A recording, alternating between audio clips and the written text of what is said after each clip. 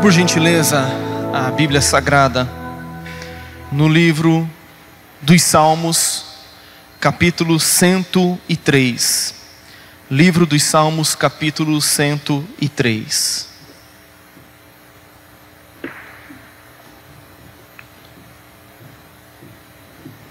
Tomara que eu não derrube essa garrafa. Ore por mim. Não precisa não. Livro dos Salmos, capítulo 103. Hoje, como é uma noite de ceia, quero dividir uma palavra muito sublime ao seu coração, que tem como propósito continuar nesse mesmo espírito, dessa noite, nesse momento de louvor, no momento de oração, a saudação do pastor Roberto. Uma noite onde nós possamos colocar os nossos olhos em Deus e ver a maravilha ou as maravilhas da sua grandeza, as maravilhas dos seus feitos por nós. E no Salmo 103, a partir do verso 1, nós faremos a leitura do verso 1 até o verso de número 8. Diz assim: Bendize, ó minha alma, ao Senhor, e tudo que há em mim bendiga ao seu santo nome. Bendize, ó minha alma, ao Senhor, e não te esqueças de nenhum só de seus benefícios. Ele é quem perdoa todas as tuas iniquidades, quem sara todas as tuas enfermidades, quem da cova redime a tua vida e te coroa de graça e misericórdia, quem farta de bens a tua velhice, de sorte que a tua mocidade se renova como a da águia. O Senhor faz justiça e julga a todos os oprimidos. Manifestou os seus caminhos a Moisés e os seus feitos aos filhos de Israel. O Senhor é misericordioso e compassivo, longânimo e assaz benigno. Até aí. Esse é um dos salmos que eu mais aprecio na palavra de Deus, um dos salmos que eu mais tenho repetido, em minhas meditações, em meus momentos de oração, porque é um salmo que exalta a grandeza de Deus, a grandeza da misericórdia de Deus e o cuidado que o Senhor tem para com o seu povo. Este salmo, ele nos desafia a colocarmos os nossos olhos em Deus e rendermos ao Senhor um cântico de louvor, um cântico de adoração, por causa dos seus benefícios, por causa dos grandes feitos do Senhor para conosco, e tudo isso como fruto da sua misericórdia. Este salmo você vai perceber ao longo de todo este capítulo que Deus é exaltado pela grandeza da sua misericórdia. O verso de número 8 nos diz que o Senhor é misericordioso e longânimo, ou melhor, o Senhor é longânimo e compassivo. Ele é longânimo e assaz benigno. Deus é misericordioso e compassivo, longânimo e assaz benigno. Assaz benigno significa que Deus é abundantemente benigno para comigo e para com você. O verso de número 1 está nos fazendo um convite, e você vai ver muitas vezes no livro dos Salmos, o escritor, o salmista, que não necessariamente foi Davi quem escreveu todos os salmos, mas você vai perceber o salmista dizendo à sua própria alma: bendize, ó minha alma, ao Senhor, e tudo que há em mim bendiga o seu santo nome. Bendize, ó minha alma, ao Senhor, e tudo que há em mim, e não te esqueças de todos os seus benefícios. Aí no verso de número 20 deste mesmo capítulo, o salmista Davi diz assim: bendizei ao Senhor todos os seus anjos, valorosos em poder, que executais as suas ordens e lhe obedeceis à palavra. Verso de número 21, bendizei ao Senhor todos os seus exércitos, vós ministros seus, que fazeis a sua vontade. Ainda no verso de número 22 ele diz: bendizei ao Senhor, vós todas as suas obras, em todos os lugares do seu domínio. E ele finaliza dizendo: bendize, ó minha alma, ao Senhor. Portanto, nós vemos aqui que tudo no céu e na terra está bendizendo, está louvando, está exaltando a esse Deus que faz todas as coisas. Nós podemos ver nesses últimos 3 versículos do Salmo que todas as coisas, os anjos, os exércitos celestiais, todas as obras de Deus bendizem ao Senhor. E Davi, o salmista, está dizendo: bendize também, ó minha alma, ao Senhor. Então esse Deus a quem nós servimos é digno do nosso louvor, é digno de ser exaltado, é digno de ser engrandecido. Ele é digno que ofereçamos a Ele um salmo de louvor, um salmo de adoração, por todos os seus benefícios por nós, que é fruto da sua imensa e infinita misericórdia. Aleluia. E eu quero conversar com você um pouco sobre isso. O tema da minha mensagem nessa noite é um salmo de louvor a um Deus misericordioso. Um salmo de louvor a um Deus misericordioso. Verso de número 1, Davi diz o seguinte: quem é que deve louvar ao Senhor? Ele nos diz: bendize, ó minha alma, ao Senhor. Ele está dizendo que a sua própria alma, e aqui quando o Antigo Testamento principalmente usa essa expressão, bendize, ó minha alma, ele está dizendo que todo o meu ser, que o mais íntimo do meu ser, que o mais profundo do meu ser, bendiga ao Senhor. Que as minhas entranhas possam engrandecer a esse Deus que é digno de todo louvor. Tanto no verso 1 como no verso de número 2 e também no verso de número 22 ele diz: bendize, ó minha alma, ao Senhor. Será que nós podemos dizer isso? Bendize, ó minha alma, ao Senhor.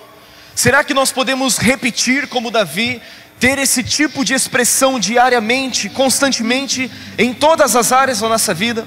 Será que nós podemos oferecer ao nosso Deus um salmo de louvor, a Ele que é bendito, a Ele que é misericordioso, a Ele que é benéfico para conosco? Será que nós podemos oferecer este cântico ao nosso Senhor, ao nosso Deus? E Davi está dizendo: bendize a minha alma ao Senhor, e tudo que há em mim bendiga o seu santo nome. Primeiro motivo pelo qual nós devemos bendizer a Deus é por quem Ele é. Davi está dizendo: bendize, ó minha alma, ao Senhor, e tudo que há em mim bendiga o seu santo nome. Isso entra em paralelo com aquela conhecida oração do Pai Nosso lá, ensinada por Jesus em Mateus capítulo 6, quando ele diz: Pai, santificado seja o teu nome. Significa que a primeira razão pela qual você e eu devemos adorar ao Senhor, devemos engrandecer ao Senhor, é por aquilo que Ele é. Nós adoramos a Deus primeiramente porque Ele é santo, para louvar e engrandecer ao seu santo nome. Bendize, ó minha alma, ao Senhor, e tudo que há em mim bendiga ao seu santo nome. O santo nome de Deus diz respeito à própria natureza de Deus. O santo nome de Deus diz respeito ao seu caráter, à sua santidade. Deus é santo, Deus é todo poderoso, Deus é bom, Deus é misericordioso, Deus é benigno comigo e com você. Você pode dizer amém por isso? Em segundo lugar, nós bendizemos a Deus por aquilo que Ele faz. O verso de número 2 nos diz: bendize, ó minha alma, ao Senhor, e não te esqueças de nenhum só de seus benefícios. Segunda coisa que Davi nos ensina é que nós precisamos bendizer a esse Deus pelos inumeráveis benefícios que Ele tem feito para conosco. Você já parou para pensar a quantidade de benefícios que Deus tem manifestado na sua vida? Você consegue mensurar a quantidade de bênçãos, o quanto do favor de Deus tem se manifestado em sua vida? Você consegue olhar a sua vida, consegue olhar para dentro de si, você consegue olhar à sua volta e você consegue perceber a imensidão dos benefícios de Deus em sua vida?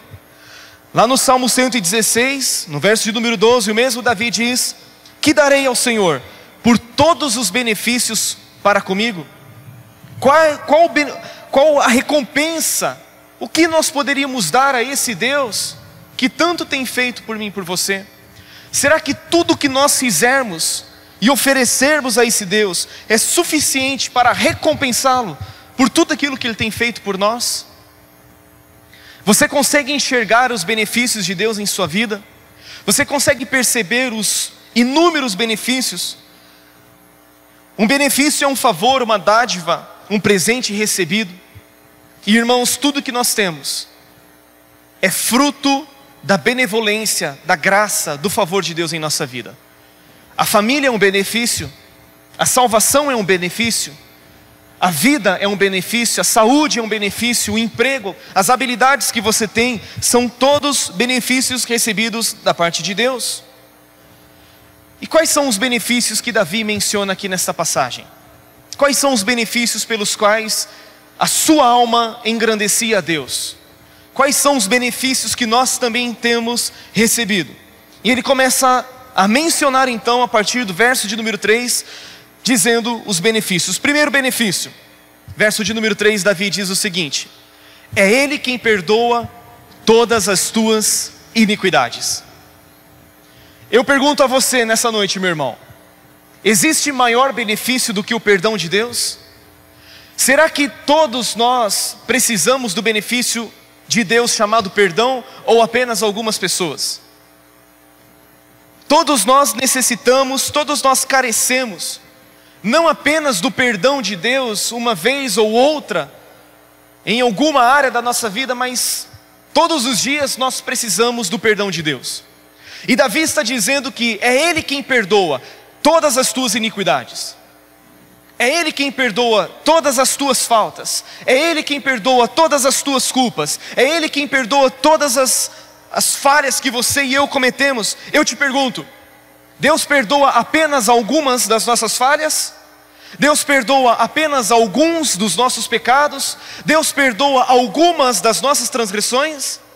O texto está dizendo que é Ele quem perdoa, não apenas algumas, mas todas as tuas iniquidades. E Davi está bendizendo a Deus, a esse Deus que é misericordioso, porque o primeiro benefício que ele pode mencionar, recebido da parte de Deus, é o benefício chamado perdão.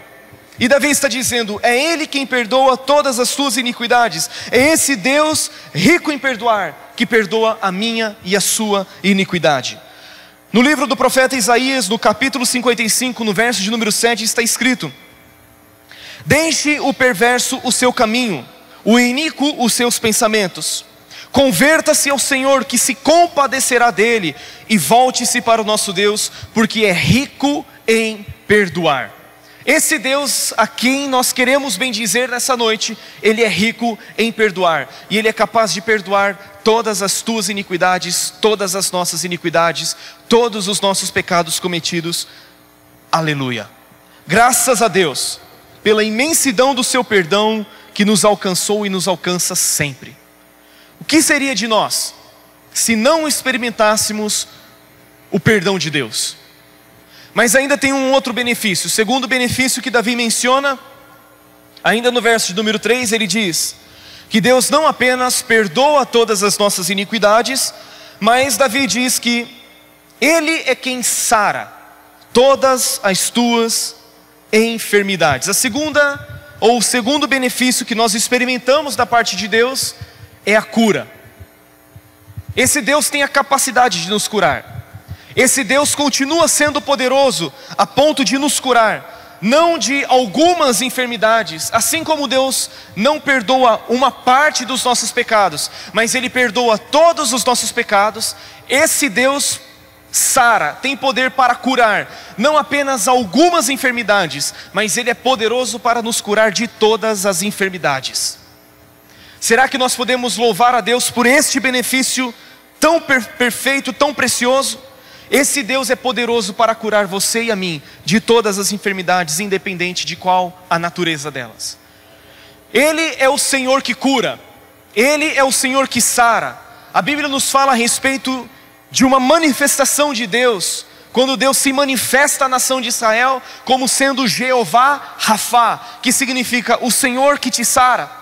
No livro do Êxodo, no capítulo 15, lá do verso 22 até 26, não precisa abrir, nós vemos que a nação de Israel sai da escravidão do Egito, atravessa o Mar Vermelho, caminha durante 3 dias, quando de repente não existe água.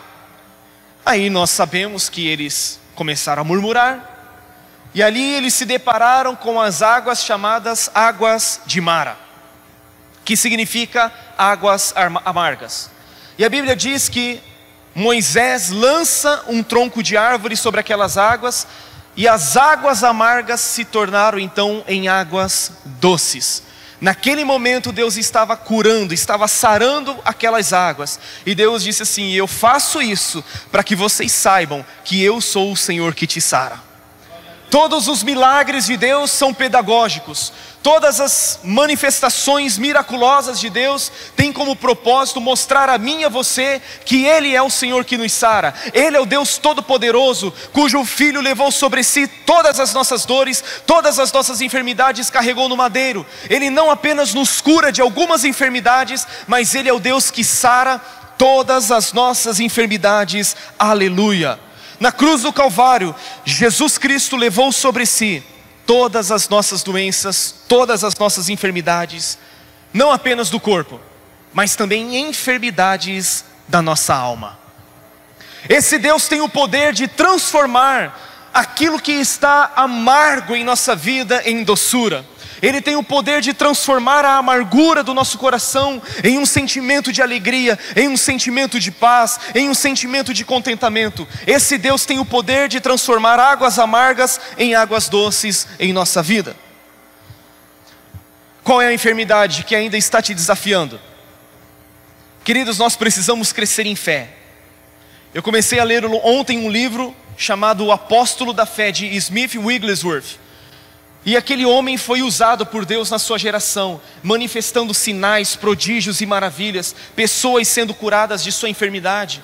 E nós precisamos voltar a experimentar e a ter a ousadia de orarmos uns pelos outros, declarando sobre as pessoas a cura do corpo, a cura da alma, a cura sobre tudo aquilo que está impedindo com que a pessoa viva uma vida plena, uma vida de saúde perfeita na presença de Deus. E eu quero declarar isso sobre a sua vida, que você pode ser curado de toda e qualquer enfermidade. E se existe alguma enfermidade nesta noite atormentando a sua vida, seja curada em nome de Jesus. Terceiro benefício, no verso de número 4, Davi nos diz: quem da cova redime a tua vida? O terceiro benefício, outra versão diz: quem nos redime da perdição. Deixa eu ver se é assim: quem redime a tua vida da cova. Uma outra versão, a Almeida corrigida, diz: quem redime a tua vida da perdição. Existe milagre ou existe benefício mais precioso do que a salvação? Existe benefício maior que nós possamos louvar a Deus do que o benefício da salvação? Todos nós estávamos numa perdição. Todos nós estávamos num poço de lama, todos nós estávamos cativos do pecado, todos nós estávamos perdidos e nós fomos achados. É isso que a Bíblia nos diz lá em Lucas no capítulo 15, quando Jesus conta as 3 parábolas, a parábola da ovelha perdida, a parábola da dracma perdida e a parábola do filho perdido, mostrando que aquilo que estava perdido foi achado, que o Deus que nos amou também nos redimiu, também nos resgatou da perdição eterna. Aleluia! Esse Deus é um Deus que nos redime, é um Deus que nos resgatou, e por isso Ele é digno de ser louvado. Ele é digno que ofereçamos a Ele um salmo de louvor, um cântico de adoração a esse Deus que é maravilhoso. Mas ainda, Ele diz que Deus não apenas nos redime da cova, mas Ele também nos coroa de graça e de misericórdia. Esse Deus, Ele não apenas nos tira do lamaçal do pecado, mas Ele coloca sobre a nossa cabeça uma coroa chamada graça e misericórdia. Graça é o favor imerecido de Deus sobre a nossa vida, e misericórdia é Deus não executar sobre nós aquilo que de fato nós merecíamos. Existe uma coroa sobre a sua cabeça chamada graça e misericórdia. No livro do profeta Isaías, no capítulo 61, no verso de número 3, está escrito o seguinte: que por ocasião da manifestação de Jesus, Ele diz assim, que Ele colocará sobre os que em Sião estão de luto uma coroa em vez de cinzas. Era muito comum naquela época as pessoas, por causa de um luto, por causa de um opróbrio, ou como sinal de sua humilhação, elas lançavam cinza sobre a sua própria cabeça, em sinal de vergonha, em sinal de luto, em sinal de rendição, de quebrantamento diante de Deus. Só que a Bíblia está dizendo que Jesus, em vez de cinzas, Ele coloca sobre nós uma coroa. Sabe o que isso significa? que Deus não apenas nos tira da perdição, mas Ele remove também o opróbrio de nós. Ele remove a humilhação, Ele remove a desonra, Ele remove aquilo que tanto, por muitas vezes, nos humilhou ou ainda nos humilha. Esse Deus nos coroa de graça e de misericórdia. Aleluia, louvado seja Deus. Mas ainda existe um quarto benefício. O quarto benefício está no verso de número 5. Talvez seja uma preocupação sua. Diz assim: quem farta de bens a tua velhice, de sorte que a tua mocidade se renova como a da águia.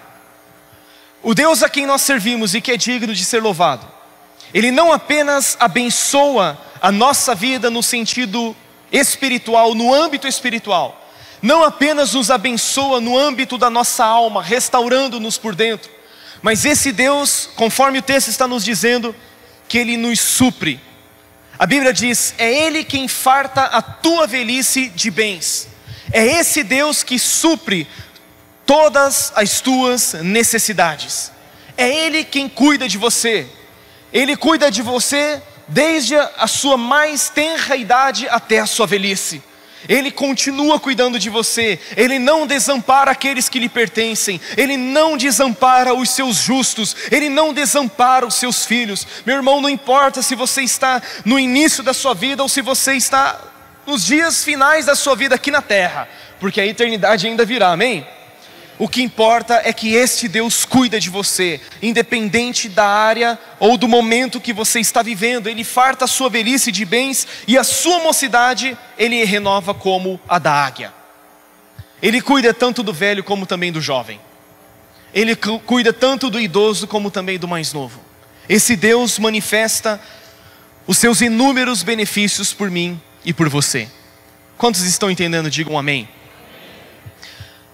Por que esse Deus faz todas estas coisas? Ele faz porque Ele é benigno. Ele faz porque é misericordioso. Aqui entra então um segundo ponto da nossa mensagem: a grandeza de um Deus misericordioso. Verso de número 6 e 7 diz assim: o Senhor faz justiça e julga a todos os oprimidos. Manifestou os seus caminhos a Moisés e os seus feitos aos filhos de Israel. Aqui o salmista está dizendo: olha, preste atenção na história. Existe uma história registrada. Existe um Deus que cuidou do seu povo. Existe um Deus que fez grandes realizações em prol do seu povo. E o que Ele fez não foi porque o povo merecia, mas Ele fez porque Ele é misericordioso. E a Bíblia está dizendo que Deus manifestou os seus caminhos a Moisés e os seus feitos aos filhos de Israel. E a Bíblia nos diz que tudo que foi escrito para o nosso ensino foi escrito. Que tudo aquilo que aconteceu com a nação de Israel aconteceu para que servisse de exemplo a mim e a você, para que nós possamos aprender com essa história e ver que aquele Deus que supriu aquele povo, ver um Deus que tirou o povo da escravidão de 430 anos, cuidou daquele povo durante o deserto, manifestou a sua misericórdia. Esse mesmo Deus continua cuidando de mim, de você, continua cuidando da sua igreja, continua cuidando do seu povo. Esse Deus não mudou porque o seu caráter é imutável. Esse Deus não mudou porque Ele é misericordioso e a sua misericórdia dura para sempre. Aleluia! Vejamos então o caráter desse Deus misericordioso. Verso de número 8 diz assim: o Senhor é misericordioso e compassivo. A Bíblia não diz que Deus tem misericórdia. A Bíblia diz que Deus é misericordioso. A Bíblia não está dizendo que Deus tem compaixão. A Bíblia diz que Deus é compassivo. A Bíblia não está dizendo que Deus, hora ou outra, manifesta longanimidade comigo e com você. A Bíblia diz que esse Deus é longânimo. Longânimo significa ter uma paciência extremamente esticada, longa. Irmãos, às vezes nós temos paciência e na maioria das vezes não é? Às vezes nós manifestamos misericórdia e na maioria das vezes nós falhamos nisso. Às vezes nós manifestamos compaixão e às vezes nós temos dificuldade em manifestá-la. Mas a Bíblia está dizendo que esse Deus é misericordioso, é compassivo, é longânimo, é assaz, benigno. Ele é abundantemente benigno comigo e com você. Deus tem essa capacidade, irmãos. Ele tem a capacidade de ser misericordioso comigo e com você. E misericórdia significa sentir as nossas misérias. Significa que Deus, em seu coração, sente a miséria da humanidade. Sente a fraqueza da humanidade. Pode perceber, conforme ele diz aqui, a opressão sobre a humanidade. Deus tem essa capacidade de se compadecer, de sentir a nossa miséria, de ver a nossa necessidade, de se compadecer da situação na qual nós estamos inseridos, na qual estamos vivendo. A Bíblia nos diz que as misericórdias de Deus não têm fim. Lamentações no capítulo 3, no verso 22 e 23 está escrito o seguinte: as misericórdias do Senhor são a causa de não sermos consumidos, porque as suas misericórdias não têm fim. Quando é que elas se renovam? A cada manhã. Renovam-se a cada manhã. Grande é a tua fidelidade. A misericórdia de Deus não tem fim. E como que a misericórdia de Deus se manifesta sobre nós? Veja no verso de número 10 desse Salmo 103. Olha como se manifesta essa misericórdia. A Bíblia diz: não nos trata segundo os nossos pecados, nem nos retribui consoante as nossas iniquidades. Irmãos, sabe por que Deus é misericordioso? Porque misericórdia significa o que eu acabei de explicar há pouco tempo. Significa que Deus não nos dá aquilo que nós merecemos. E o verso de número 10 está dizendo que Deus não nos retribui segundo os nossos pecados. Deus não nos trata segundo os nossos pecados. Não nos retribui consoante as nossas iniquidades. Você já parou para pensar, se Deus tratasse a humanidade, se Deus tratasse a mim e a você de acordo com os nossos pecados, se Ele nos retribuísse exatamente como nós merecemos? E o texto de Lamentações que nós lemos diz que as misericórdias do Senhor são a causa de não sermos consumidos. Elas são grandes, elas se renovam, elas são infinitas, elas são a manifestação da fidelidade de Deus. Elas mostram que esse Deus é fiel. Sabe por que Deus tem misericórdia de nós? E não nos retribui segundo as nossas iniquidades, e não nos trata segundo os nossos pecados? Veja o verso de número 14. Verso de número 14 do Salmo 103. Diz assim: pois Ele conhece a nossa estrutura. Deus te conhece ou não? E a Bíblia está dizendo: e sabe que somos pó. Sabe por que Deus é misericordioso? E porque Deus não nos trata segundo os nossos pecados, não nos retribui consoante as nossas iniquidades? Porque Ele conhece a nossa estrutura. Ele sabe que somos pó. Irmãos, Deus sabe até onde a gente aguenta. Ele sabe qual é o nosso limite. Ele sabe até onde vai a nossa força. Ele sabe até onde vai a nossa capacidade. Ele sabe até onde vai a nossa capacidade de vencer o pecado, de vencer uma tentação. Deus não nos retribui por causa segundo os nossos pecados, consoante as nossas iniquidades. Pastor, significa então que liberou geral? Que Deus então, já que não nos retribui segundo os nossos pecados, nem consoante as nossas iniquidades, liberou geral então? De forma alguma. De forma alguma. Por quê? O verso de número 9 nos diz o seguinte: não repreende perpetuamente, mas significa que Ele repreende.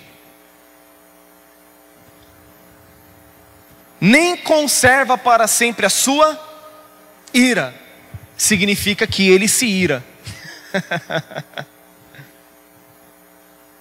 Essa é uma faceta que nós muitas vezes nos esquecemos do caráter de Deus. O fato dele ser misericordioso, compassivo, longânimo e assaz benigno, não significa que Ele não nos repreenderá por causa dos nossos pecados. Não significa que Ele não se ira com a humanidade por causa das suas escolhas e por causa do caminho aonde ela está trilhando, o caminho pelo qual ela está trilhando. A Bíblia está dizendo que Ele não nos repreende perpetuamente. que Ele não conserva a sua ira para sempre. Por quê? Tiago capítulo 2, no verso de número 12, nos diz que a misericórdia triunfa sobre o juízo. Porque a misericórdia de Deus está à nossa disposição, porque a misericórdia de Deus é grande, é infinita, é imensa, e nós devemos aproveitar essa misericórdia, e não provocar o Senhor a ira. Se necessário, Ele repreenderá, porque a Bíblia diz que Ele repreende, e Ele disciplina a todos aqueles a quem Ele ama. Mas saiba que o caráter misericordioso de Deus tem se manifestado continuamente sobre a nossa vida. Vamos ver então, depois de termos visto o caráter misericordioso desse Deus, a dimensão dessa misericórdia. Verso de número 11. Hoje eu estou pregando uma mensagem expositiva para você. Uma mensagem expositiva é aquela onde a gente parte a mensagem do texto para a aplicação pessoal, ok? Verso de número 11 diz o seguinte: a dimensão da misericórdia de Deus. Pois quanto o céu se alteia acima da terra, assim é grande a sua misericórdia para com os que o temem. Qual é a dimensão da misericórdia de Deus? Assim como o céu se exalta, se eleva acima da terra, assim é a misericórdia dele para com os que o temem. E aí, você acha que a misericórdia de Deus é grande ou não? Quanto se alteia o céu acima da terra, assim é grande a sua misericórdia para com os que o temem. Verso de número 12. Quanto dista o oriente do ocidente, assim afasta de nós as nossas transgressões. O que significa afastar de nós as nossas transgressões? O que significa levar as nossas transgressões para longe, assim como o oriente está distante do ocidente? Significa que uma vez que nós nos arrependemos, Deus não traz novamente à luz o pecado do qual nós já nos arrependemos, já confessamos e já abandonamos. Quanto dista o oriente do ocidente, assim é grande o tamanho do seu perdão. Gustavo, o Brasil está muito distante da China? Bastante, né? Hoje eu entrei no Google só para ver a distância de São Paulo e Tóquio. São 18 mil quilômetros aproximadamente. 18 mil quilômetros. E a Bíblia está dizendo que assim como o Oriente está distante do Ocidente, assim Deus afasta as nossas transgressões. Isso é a dimensão da misericórdia de Deus sobre a nossa vida. A forma como Ele manifesta essa misericórdia. Ainda no verso de número 13, ele diz: como um pai se compadece de seu filho, assim o Senhor se compadece dos que o temem. O Senhor se compadece de nós, assim como um pai, segundo o coração de Deus, se compadece do seu filho terreno, que mesmo depois de ter desobedecido, que mesmo depois de ter pecado, que mesmo depois de ter se afastado dos caminhos certos, esse pai continua amando o seu filho. E a Bíblia está dizendo que desta forma, Deus se compadece de mim e de você. Desta forma, Deus tem compaixão de mim e de você. Portanto, esta é a dimensão da misericórdia de Deus. Agora vejamos a duração dessa misericórdia. Qual é a duração da misericórdia de Deus? Verso de número 17. Mas a misericórdia do Senhor é de eternidade a eternidade sobre os que o temem. Qual é a duração da misericórdia de Deus? Eu faço outra pergunta. Qual é a duração dos anos de vida de Deus? Tem contagem? Não, não é? Deus é misericordioso, mas Ele também é eterno. E a misericórdia dele dura para todo o sempre. A misericórdia de Deus é de eternidade a eternidade. Significa que a misericórdia de Deus não tem fim. Louvado seja Deus por isso. A misericórdia de Deus é de eternidade a eternidade. Mas nós vemos ainda uma outra questão importante. Para quem é essa misericórdia? Quem é que experimenta essa misericórdia? Vejamos alguns versículos que nós já lemos, mas que nos ensina essas verdades. O verso de número 11 diz: pois quanto o céu se alteia acima da terra, assim é grande a sua misericórdia para quem? Para com os que o temem. Ainda no verso de número 17, diz que a misericórdia do Senhor é de eternidade a eternidade sobre aqueles que o temem. Queridos, por que muitas pessoas não experimentam a misericórdia de Deus? Por causa da falta de temor. Por que é que naquele dia, quando Jesus voltar, pessoas serão lançadas para o inferno? Isso mostra que tais pessoas não experimentaram a misericórdia de Deus durante a sua vida, porque lhes faltou uma coisa: temor. A misericórdia de Deus triunfa sobre o juízo, mas a misericórdia de Deus se manifesta sobre aqueles que o temem. Quando nós temos o temor de Deus, quando nós temos uma reverência ao nome de Deus, à pessoa de Deus, à santidade de Deus, essa misericórdia se manifesta sobre a nossa vida. Não tem como nós proclamarmos uma mensagem de misericórdia sem o temor devido ao nome de Deus. Deus manifesta a sua misericórdia àqueles que o temem. Para nós experimentarmos continuamente a misericórdia de Deus, é necessário continuamente também cultivarmos o temor, a reverência a esse Deus santo. Aqueles que temem a Deus sabem que o que os sustenta é a misericórdia de Deus. Sabe por que essas pessoas temem? Porque elas sabem que a vida eterna, que a salvação, que todos os benefícios é somente pela graça, é somente por causa da infinita misericórdia de Deus. Eu quero falar um pouco a respeito disso rapidamente, para nós caminharmos para a conclusão, citando o exemplo de um rei da nação de Judá. Este rei, chamado Josias, ele assume o governo da nação de Judá, ele restabelece o culto, ele restabelece a vida espiritual daquela nação, ele restabelece os sacerdotes, ele traz de volta a lei do Senhor, a palavra do Senhor para o centro da nação de Judá. E quando os sacerdotes ministram aquele homem que estava escrito na lei, que quando a nação de Judá se desviasse dos caminhos do Senhor, Deus manifestaria a sua ira, manifestaria o seu furor, aquele homem temeu e tremeu diante da palavra de Deus. E a Bíblia nos diz no segundo livro dos Reis, capítulo 22, nós vamos ver aqui no telão. Segundo livro dos Reis, no capítulo 22, verso 18 e 19,